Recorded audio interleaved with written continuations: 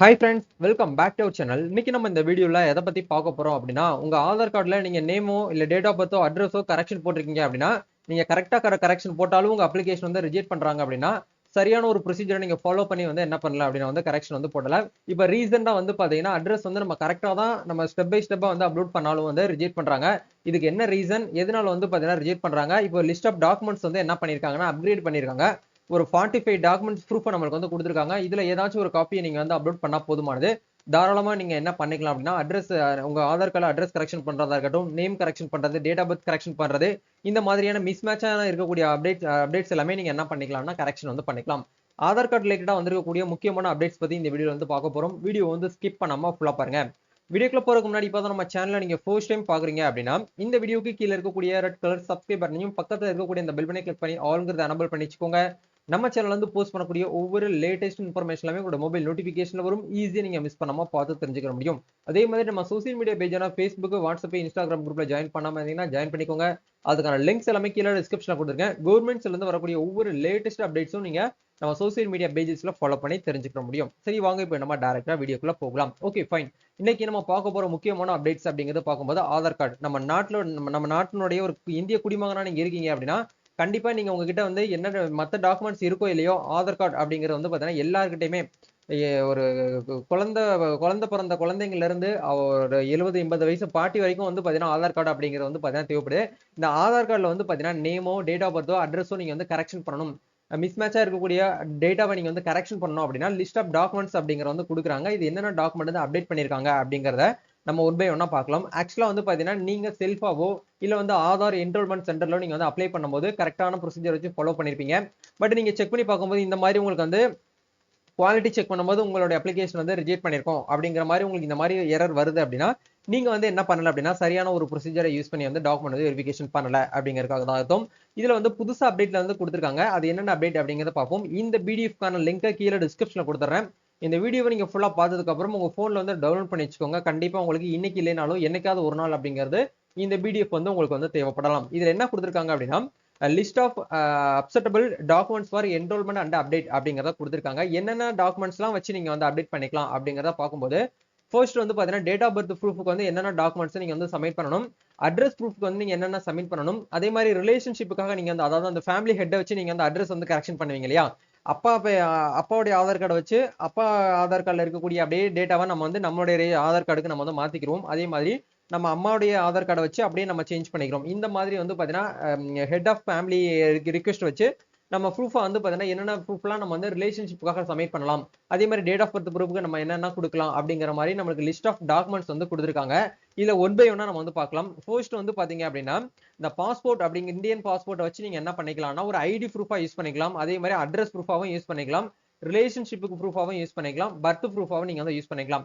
நல்லா கவனிக்கணும். நிறைய பேர் வந்து பண்ணக்கூடிய மிஸ்டேக் என்ன அப்படின்னா இப்ப எக்ஸாம்பிளுக்கு ஆதார் கார்டுல வந்து அட்ரஸ் வந்து கரெக்ஷன் பண்ணணும்னு நினைக்கிறீங்க. அப்படி கரெக்ஷன் பண்ணும்போது உங்க கையில இருக்கக்கூடிய ஆதாரை வச்சு நீங்க என்ன பண்ணுவீங்கன்னா ஓடிபி லாகின் பண்ணி மேனுவலா செல்ஃப் மூலியமாவோ இல்ல வந்து ஆதார் என்ரோல்மெண்ட் சென்டர் மூலியமாவோ நீங்க ஆதார்ல இருந்து அட்ரஸ் வந்து சேஞ்ச் பண்றீங்க. சேஞ்ச் பண்ணும்போது என்னென்ன டாக்குமெண்ட்ஸ் வந்து கொடுக்கணும் அப்படிங்கறத பார்க்கும்போது உங்களுக்கு அடிஷனலா வந்து பாத்தீங்கன்னா இப்ப நீங்க ஒரு வீட்ல இருக்கீங்க இல்லையா, அந்த வீட்ல அட்ரஸ் சேஞ்ச் பண்ணணுமா அதுக்குன்னு சொல்லிட்டு ஒரு ப்ரூஃப் உங்ககிட்ட இருக்கணும்.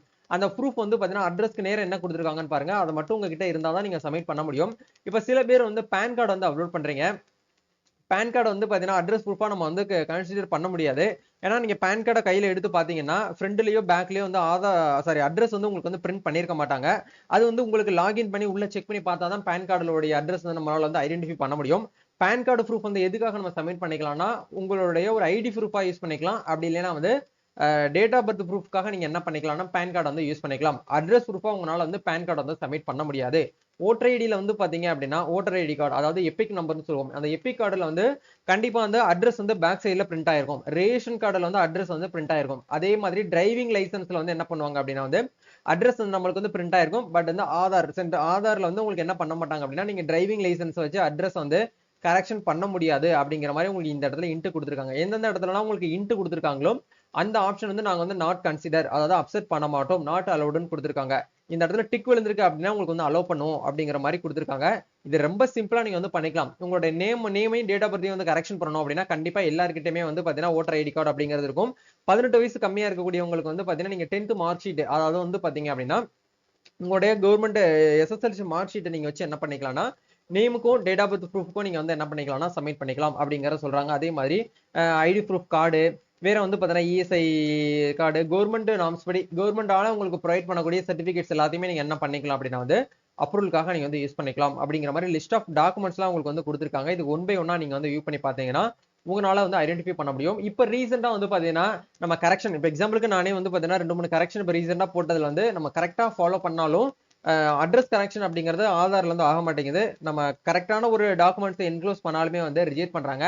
அது என்ன ரீசன்னால ரிஜெக்ட் பண்றாங்க அப்படிங்கறத நம்ம வந்து உடை டிபார்ட்மெண்ட் நம்ம வந்து கான்டாக்ட் பண்ணி கேட்டதுக்கு அவங்க என்ன சொல்றாங்க அப்படின்னா குவாலிட்டி செக் பண்ணல வந்து பாத்தீங்கன்னா உங்களோட டாக்குமெண்ட்ஸ் வந்து வேலிட் இல்லாம இருக்கு அப்படிங்கிற மாதிரி சொல்லியிருக்காங்க. முடிஞ்ச வரைக்கும் வந்து பாத்தீங்கன்னா நம்ம அட்ரஸ்க்கு நீங்க அந்த கரெக்ஷன் கொடுக்குறீங்க அப்படின்னா வேலிடான ப்ரூஃப், அதாவது வந்து பிடிஎஃப்ல நீங்க வந்து நல்லா 2 எம்பிக்குள்ள கன்வெர்ட் பண்ணிட்டு அது வந்து ஒரு சப்போர்ட்டிங் டாக்குமெண்ட் வந்து வைங்க. இப்போ எக்ஸாம்பிளுக்கு வந்து ரேஷன் கார்டு நீங்க அப்லோட் பண்றீங்க அப்படின்னா நார்மலா இருக்கக்கூடிய ரேஷன் கார்டை நம்ம ஸ்கேன் பண்ணி அப்லோட் பண்ணுவோம். அது அப்லோட் பண்றதுக்கு பதிலா ரேஷன் கார்டு, அதாவது வந்து tnpds.gov.in அப்படிங்கிற வெப்சைட்ல மின்னணு அட்டைன்னு சொல்லிட்டு ஒரு ஆப்ஷன் இருக்கும். அதை டவுன்லோட் பண்ணிட்டு அதை நீங்க அட்டாச் பண்ணீங்க அப்படின்னா கண்டிப்பா என்ன பண்ணுவாங்கன்னா உங்களுக்கு ப்ரூஃபா வந்து சப்மிட் பண்ணி எடுத்துக்கிறாங்க. இப்போ நம்ம ரீசெண்டா பண்ணதுல அந்த மாதிரி மெத்தடை யூஸ் பண்ணி ஃபாலோ பண்ணோம். அட்ரஸ் கனெக்ஷன் அப்படிங்கிறது நம்மளுக்கு வந்து ஓகே ஆயிடுச்சு. அந்த மாதிரி நீங்க வந்து ஃபாலோ பண்ணலாம். அதே மாதிரி ஒவ்வொரு இதுக்கும் உங்களுக்கு ஆப்ஷன்ஸ் வந்து கொடுத்துருக்காங்க, நீங்க ஃபாலோ பண்ணிக்கோங்க. வேற ஏதாவது உங்களுக்கு ஆதார் கார்டு ரிலேட்டடா என்ன அப்டேட்ஸ்னாலும் வந்து பாத்தீங்கன்னா நம்ம கிட்ட வந்து பாத்தீங்கன்னா கான்டாக்ட் பண்ணுங்க. ஒரு சரியான ஒரு கைடன்ஸ் இல்லாம நிறைய பேர் வந்து பாத்தீங்கன்னா அலைஞ்சிட்டு இருக்கிறீங்க. ஆதார் கார்டுல வந்து அட்ரஸ் வந்து கரெக்ஷன் பண்ணணும், ஆதார் வந்து 10 இயர்ஸ் ஆயிடுச்சு அப்டேட் பண்ணணும்னு நினைக்கக்கூடியவங்க நம்ம டீம் வந்து கான்டாக்ட் பண்ணுங்க இன்ஸ்டாகிராம்ல. கண்டிப்பா உங்களுக்கு என்ன பண்ணுவாங்கன்னா சரியான ஒரு கைட் பண்ணி எப்படி பண்ணணும் ஏது பண்ணணும் அப்படிங்கிறது எல்லாமே உங்களுக்கு வந்து சரியான ஒரு வழிகாட்டுதலோட ஷேர் பண்ணுவாங்க. நம்ம நெக்ஸ்ட் ஒரு அப்டேட்ல மீட் பண்ணுவோம்.